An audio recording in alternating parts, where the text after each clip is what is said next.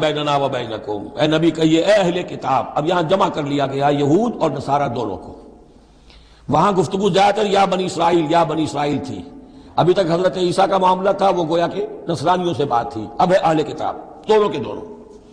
قل یا اہل الکتاب تعالوا الی کلمۃ سواء بیننا و بینکم، کہیے کہ اے کتاب والو آؤ ایک ایسی بات کی طرف جو ہمارے اور تمہارے مابین بالکل برابر ہے، متفق علیہ ہے۔ وہ کیا ہے؟ اللہ نعبد الا اللہ، اللہ کے سوا کسی کی بندگی نہ کرے،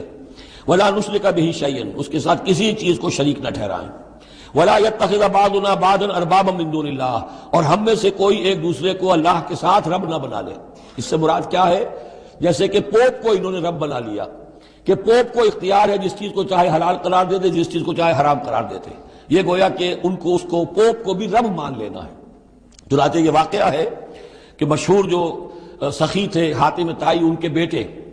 عدی ابن حاتم رضی اللہ تعالیٰ عنہ، وہ ایمان لائے، عیسائی تھے پہلے، تو انہوں نے ایک مرتبہ حضور سے کہا کہ یہ قرآن یہ کہتا ہے کہ ہم نے اللہ کے سوا کسی اور کو رب بنا لیا، تو یہ بات کچھ سمجھ میں نہیں آئی، ہم نے تو کسی کو رب نہیں بنایا۔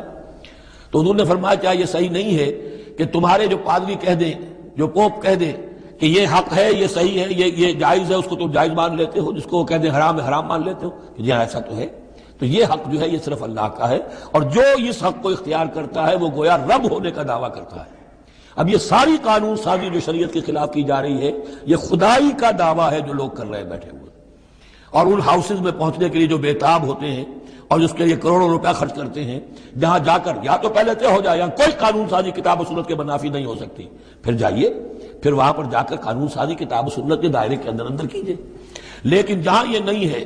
تو وہ جو فرمایا یہاں پر نوٹ کر لیجئے، تعالوا الی کلمۃ سواء بیننا و بینکم الا نعبد الا اللہ ولا نشرک بہ شیئا ولا يتخذ بعضنا بعضا اربابا من دون اللہ فان تولوا، پھر اگر وہ منہ موڑ لیں، فقولوا، اے مسلمانوں تم کہو، فقولوا اشہدوا بأننا مسلمون، اچھا بھائی آپ لوگ گواہ ہیں ہم تو مسلمان ہیں، ہم نے تو اللہ کی اطاعت قبول کر لی، ہم ان تینوں باتوں پر قائم رہیں گے، آپ کو اگر پسند نہیں ہے تو آپ کی مرضی۔